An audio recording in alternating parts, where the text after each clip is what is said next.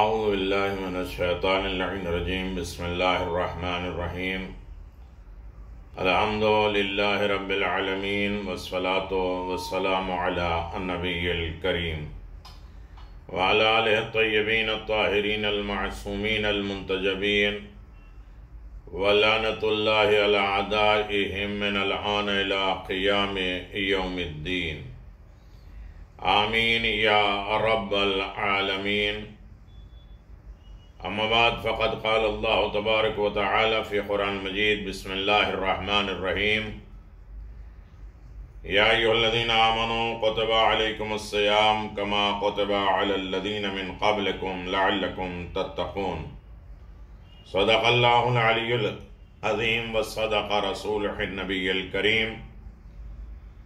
سامعین گرامی قدر، ناظرین محترم، سائمین حضرات، اللہ تبارک و تعالیٰ کی بارگاہ میں اپنی عبادتیں پیش کرنے والے، یقیناً اللہ رب العزت نے ہمیں بہت بڑا شرف دیا ہے کہ اس نے ہمیں عظیم ترین مہمانی میں رکھا ہے اور عظیم ترین عبادت کی طرف ہمیں گامزن کیا ہے. یہ احسان الہی ہے کہ اس نے ہمیں رمضان المبارک کا شرف عنایت فرمایا، اور یہ ماہ رمضان ہماری سعادت، ہماری برکت، ہماری رحمت کے لیے یہی کافی ہے کہ اللہ رب العزت نے ہمیں ایسے مہینے کی طرف بلایا ہے جو یقیناً عظیم ترین مہینہ، برکتوں اور رحمتوں سے پر مہینہ. اس میں اللہ نے بہت سی مناسبتیں میں داخل کیا ہے، خصوصاً امام حسن مجتبیٰ علیہ السلام کی ولادت و سعادت. ہمارے دوسرے امام حلم، سخاوت، کرم، نوازیاں، ان تمام چیزوں میں اعلیٰ درجے رکھتے ہیں. جو کائنات کے مربی ہیں، کائنات کے امام ہیں اور کائنات کے شفیع ترین فرد ہیں، منصوص من اللہ ہیں، اللہ کی طرف سے بھیجے ہوئے، خدا کے چنے ہوئے، امام حسین کے بھی امام، نواز رسول، علی و فاطمہ زہرا کے لخت جگر. علم کا کمال دیکھ لیجیے، معجزات بے پناہ ہیں امام حسن مجتبیٰ علیہ السلام کے.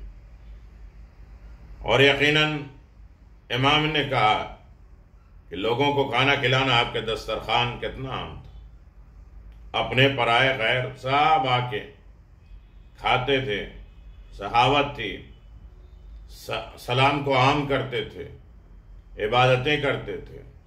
اخلاق امام حسن مشہور، حلم امام حسن مجتبیٰ علیہ السلام. نام بھی ایسا رکھا حسن، جو عرب میں صفت تھی لیکن اسے نام بنا دیا.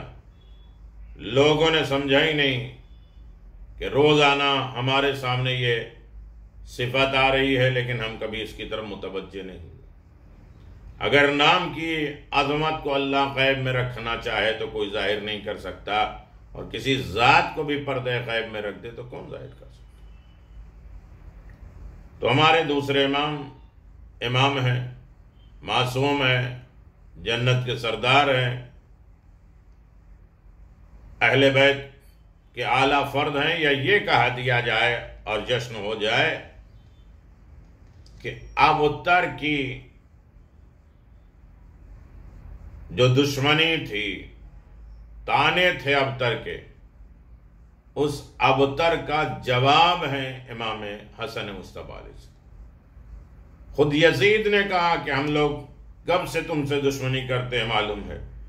امام حسن مجتبیٰ نے کہا مجھے معلوم ہے، شیطان تمہارے مال اور تمہارے نطفے میں شریک ہو گیا، مجھے معلوم ہے کب سے تم دشمنی کرتے ہو۔ خود بادشاہ نے وقت کے دربار میں جا کے یزید کا مقابلہ کیا، یزید تو کچھ نہیں بول پایا، انبیاء مرسلین کی تصویریں دکھوائی اور انہیں پہچان کرایا، یہ آدم ہے، یہ تصویر ہے، یہ ان کا خزانہ ہے، یہ ان کی امانتیں ہیں، باقی انبیاء مرسلین کی۔ پھر اس کے بعد اپنے صلح کے ذریعے کائنات کو موڑ دیا، سنت پیغمبر کو ادا کیا، صلح کے ذریعے اسلام کو بھی بچایا، دین کو بچایا، مسلمانوں کو بھی بچایا، اور اس صلح میں بھی آپ کی جیت ہوئی۔ بہت اہم ترین دن، خدا مبارک کرے، آباد شاد رکھے، در امام حسن مجتبیٰ سے ہمیں وابستہ رکھے۔ ہم یہ تبریک، یہ مبارکبادی امام زمان، ائمہ معصومین، علماء، مجتہدین، مومنین کی خدمت میں پیش کرتے ہیں۔ اللہ اس دن کے شرف اور برکت کے نتیجے میں ہم سب کی حاجات دعا کو قبول فرمائے، ہمیں در اہل بیت سے وابستہ رکھے اور ان کی محبت سے سرشار کرے اور حفظ و امان میں رکھے۔ بات چل رہی تھی 30 روزے 30 پیغام، ہر دن ایک پیغام، اس اعتبار سے کہ تقوی کا نام انسان سنتا ہے تو ڈر جاتا ہے، لیکن ایک منزل بمنزل پیغمبر اسلام اس منزل تک پہنچانا چاہتے ہیں، ایک زنا، 2 زنا، اور اس کے بعد یہاں تک کہ لعلکم تتقون، شاید متقی و پرہیزگار بن جاؤ۔ پیغمبر اسلام احمد مجتبیٰ محمد مصطفیٰ صلی اللہ علیہ وآلہ وسلم نے ارشاد فرمایا، اللہم ارزقنی فی طاعت الخاشعین واشرح فیہ صدری بانابت المخبتین بامانک یا امان الخائفین۔ اے معبود، اس مہینے میں عجز، انکسار والوں کسی اطاعت عطا فرما، جسے عاجز، انکساری اور تواضع کرنے والے اطاعت کرتے ہیں، اور خاکسار اطاعت شعاروں کی سی توبہ کرنے کے لیے میرا سینہ کشادہ کر دے، اور تیرے امان کے واسطے اے خوف زدہ ہونے والوں کی امان۔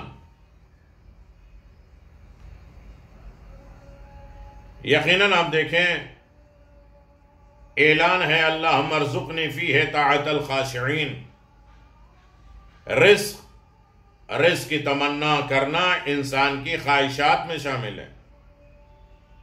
اکثر لوگ رزق میں اضافے کے لیے عاملین سے رہنمائی لیتے ہیں اور ان سے دعا تعویذ اور اعمال پوچھتے ہیں، اور کتابوں اور رسالوں سے ایسے وظائف تلاش کر کے پڑھتے ہیں۔ ایسے حضرات کے لیے ماہ رمضان انتہائی اہم مہینہ ثابت ہوتا ہے۔ اس مہینے میں چاہیے کہ وہ اللہ سے دعا کریں عبادات کے لیے، اور ماہ رمضان میں قرآن مجید کی تلاوت اپنا شعار ہم بنا لیں، عادت بنا لیں، روح بنا لیں، ہمارے اور قرآن کے درمیان میں جو گیپ ہے وہ دور کر دیں، لوگوں کے عام تصور کے خلاف کہ رزق کو صرف اس لیے مادی اور مصادیق میں استعمال کرتے ہیں کہ روایتوں میں لفظ رزق وسیع معنی میں استعمال ہوا ہے، اور خدا متعال کی تمام نعمتوں پر مشتمل ہوتا ہے۔ رزق کیا ہے؟ صرف کھانا پینا نہیں ہے، خواہ وہ نعمتیں مادی ہو یا معنوی ہو۔ اس لحاظ سے تندرستی رزق ہے، آرام رزق ہے، حج جیسی عبادتیں رزق ہے، اطاعت پروردگار رزق ہے، صحت رزق ہے، عقل رزق ہے، عزت رزق ہے، شفاعت رزق ہے، زیارت معصومین رزق ہے. یعنی اچھے دوست ہونا، اچھا معاشرہ ہونا، عزت دار ہونا سب رزق ہے، تمام رزق میں شمار ہوتے ہیں. عربی زبان میں رزق کا لفظ جہاں روزی روٹی کے معنی میں آتا ہے، وہاں ہر طریقے کی عنایت کے لیے بھی آتا ہے، مہربانیوں کے لیے بھی آتا ہے، کے لیے بھی یہ لفظ استعمال ہوتا ہے. چنانچہ قرآن مجید میں بھی یہ مال اور دولت کے لیے بھی ہے اور متاع حیات کے لیے بھی آیا ہے اور ہدایت اور معرفت کے لیے بھی استعمال ہوا ہے. مختصر اہم یہ کہہ سکتے ہیں کہ رزق کا لفظ اللہ کی طرف سے بندوں کو عطا ہونے والے ہر عنایت کے لیے استعمال ہوتا ہے، ہر مہربانی کے لیے استعمال ہوتا ہے. دوسرے چیز ایک تو رزق کے بارے میں ہمیں غور کرنا ہے. رزق کیسا ہے؟ حلال ہے، حرام ہے، اپنا ہے، پرایا ہے. رزق سے روٹی تو نہیں ہے، باقی چیزیں رزق ہیں. دوسرا ہے خشوع، خاشعین. خشوع سے مشتق ہے، خشوع کی طرح ہے.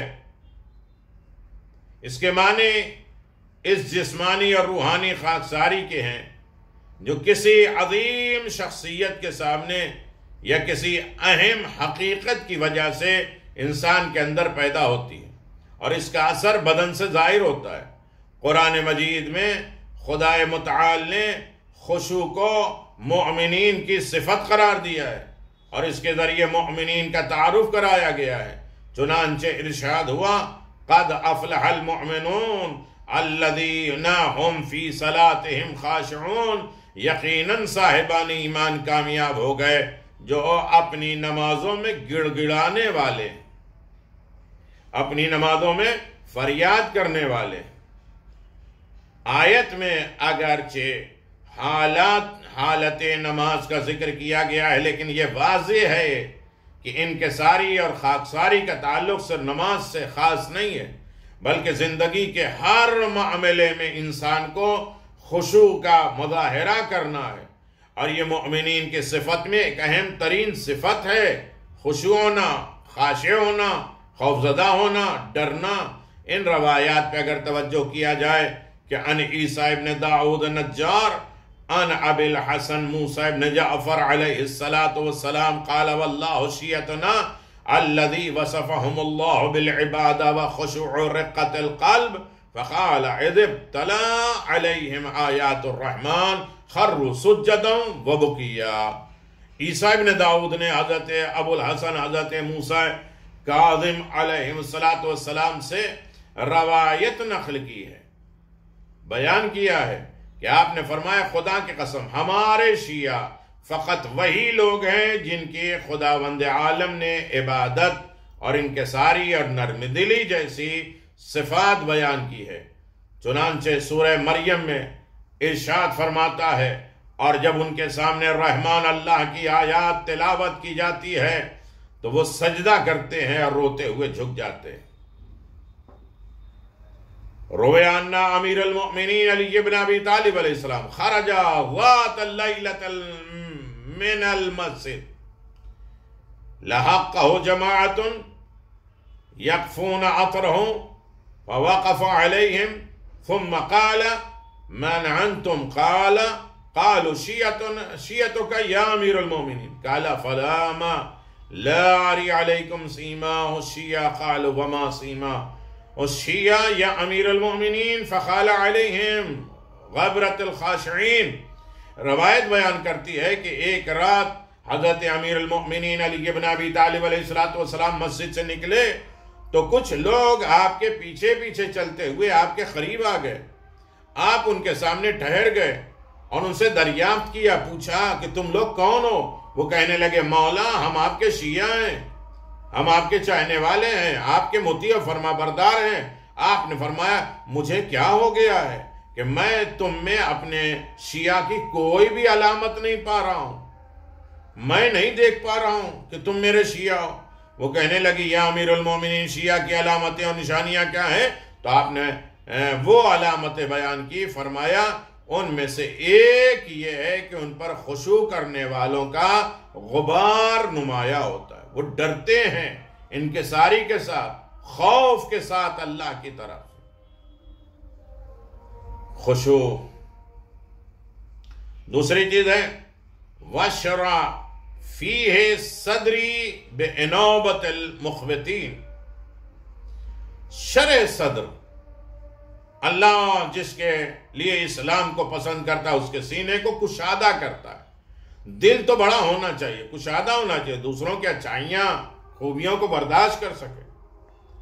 سینے کی کشادگی ایک عظیم نعمت ہے، اور سینہ تنگ ہو جائے ایک خدائی سزا ہے کہ دل تنگ ہو، سینہ تنگ ہو.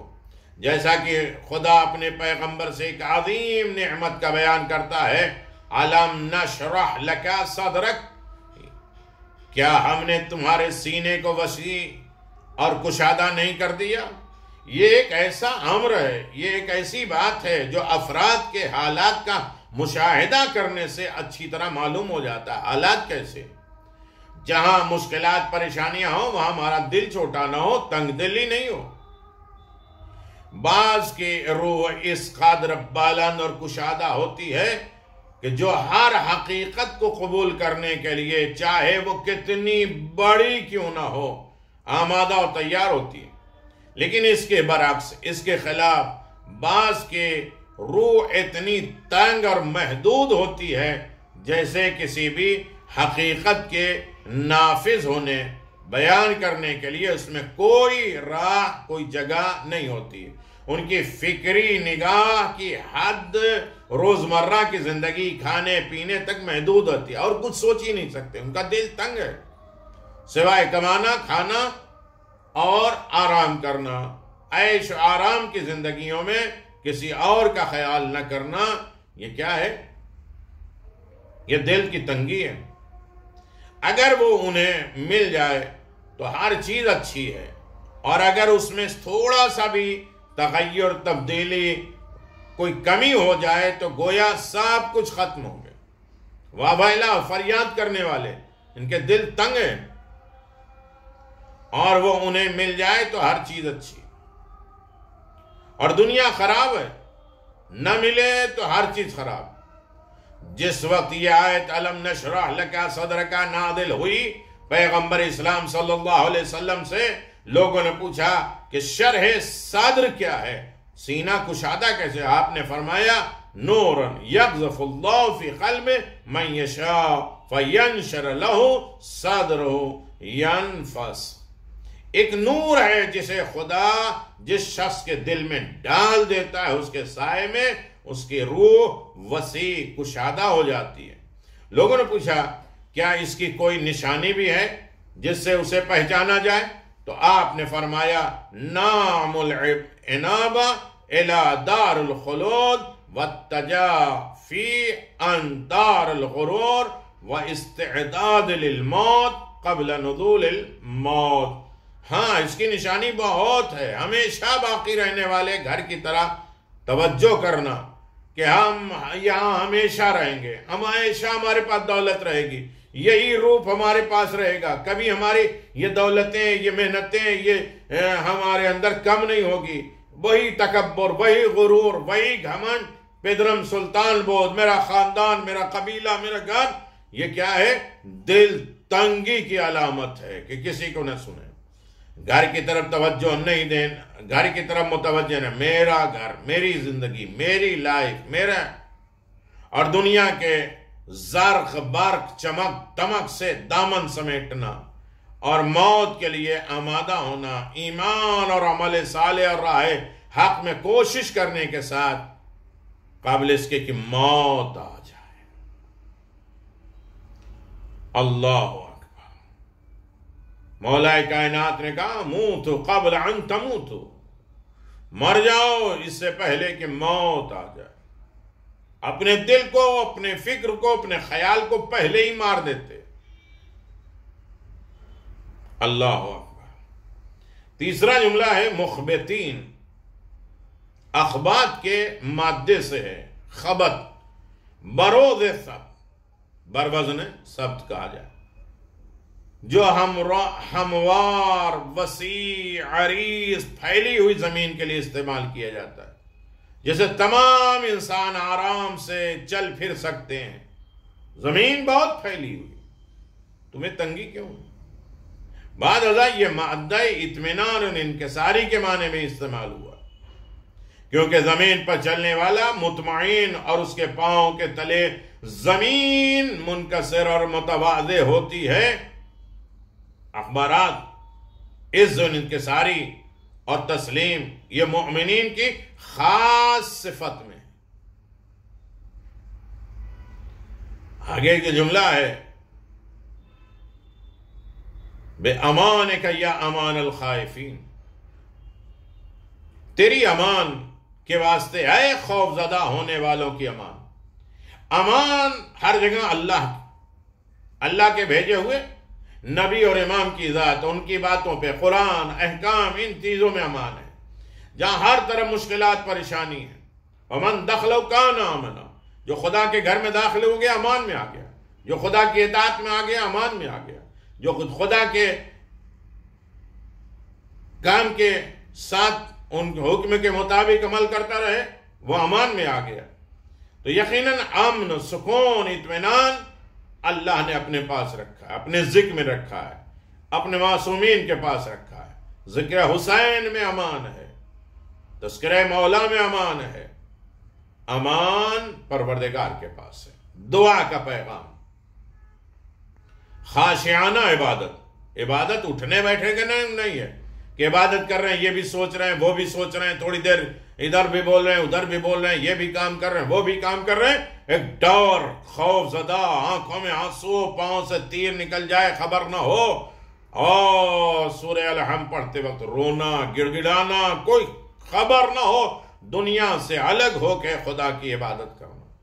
شرح صدر کی درخواست ہمارے سینے کو کشادہ کر دے، خدا ترس دلوں کا امان میں ہونا، ہمارے دلوں میں خدا ترسی ہو، لوگوں کے مشکلات کو سمجھیں، حالات جانیں اور اپنے آپ کو امان میں رکھیں۔ ایسی مشکل دور بیماریوں میں اپنے آپ کو، اپنے مرحومین کو، اپنے گھر والوں کو حفظ و امان میں رکھیں۔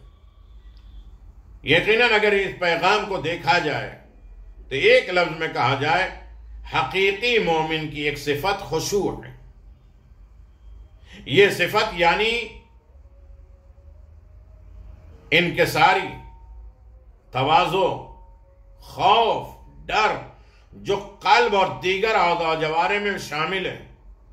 معصومین وضو کر رہے ہیں تو کانپ رہے ہیں، امیر المؤمنین اپنی شہادت کی شب میں تڑپ رہے ہیں، کسی میدان سے نہیں ڈرتے تھے، لیکن خدا کی بارگاہ میں خشوع، خضوع اس منزل پر ہے کہ کانپ رہے ہیں۔ خشوع جوارح بغیر اور خشوع قلب کی ایک طرح سے تظاہر نفاق ہے، جس سے پرہیز کرنا بہت ضروری ہے۔ ایک روایت میں ہے کہ پیغمبر اسلام صلی اللہ علیہ وسلم نے ایک شخص کو نماز میں اپنی داڑھی کے بالوں سے کھیلتا دیکھا تو فرمایا، اما انہو لو خشع قلبہ لخشعت جوارحہ، اگر اس کا قلب، اس کا دل خاشع ہوتا تو اس کے اعضاء و جوارح بھی خوفزدہ ہوتے، ڈرتے، اس کے دل کی اطاعت کرتے۔ یہ نہ داڑھیوں میں، نہ کھجلیوں میں، نہ ادھر ادھر آنکھ میں دیکھنے میں مشغول ہوتا، نہ ادھر دماغ ہوتا۔ لہذا خشوع ضروری ہے، خوف خدا ضروری ہے، اور ایسا ہو تو انسان کے تقوی کی ایک منزل کو اس نے پا لیا ہے، اور جس نے تقوی کی اس منزل عالی کو پا لیا ہے وہ متقی ہو گیا۔ اور ماہ رمضان تقوی کی دعوت دینے آیا ہے۔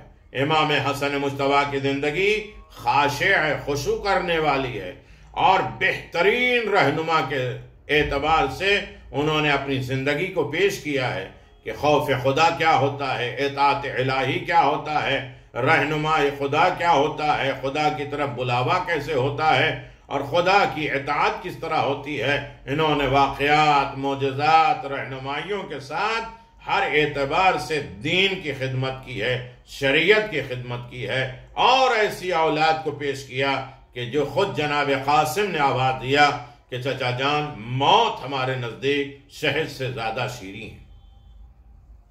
یہ ہے خوف الہی، یہ ہے خشیت پروردگار، جو مومن کی علامت ہونی چاہیے۔ ہم سب میں پروردگار، خوف خدا، یاد الہی، خشیت پروردگار، اس لیے کہ خشیت وہ ہے انما العلماء خشیت اللہ، علماء ہی خدا سے ڈرتے ہیں، خوف الگ ہے، خشیت الگ ہے، اس کی بزرگی کے سامنے اپنے آپ کو پیش کرنا۔ خداوند عالم ہم سب کو ان تمام احکامات پر عمل کرنے کی توفیق عنایت فرمائے، ہمارے روزے، ہماری نمازوں، ہمارے دیگر عبادتوں کو بارگاہ رب العزت میں قبولیت کا شرف عنایت فرمائے، ہمیں تمام فتنے، آفات اور بلاؤں سے محفوظ فرمائے، عزت و کامرانی کی زندگی مرحمت فرما، لطف الہی عنایت فرما، ہم سب کے مرحومین کی مغفرت فرما، زندوں کی حفاظت فرما، اس مصیبت پریشانی کے دور میں ہمیں حفظ و امان عطا فرما، امام زمان کا مطیع فرما بردار بنا، سچا متقی پرہیزگار بنا، زیارت ائمہ معصوم کا شرف عنایت فرما، اپنے علاوہ کسی اور کا محتاج نہ قرار دینا، عزت و کامرانی کی زندگی مرحمت فرما۔ ربنا تقبل منا انک انت السمیع العلیم، بحق محمد و آلہ الطیبین الطاہرین۔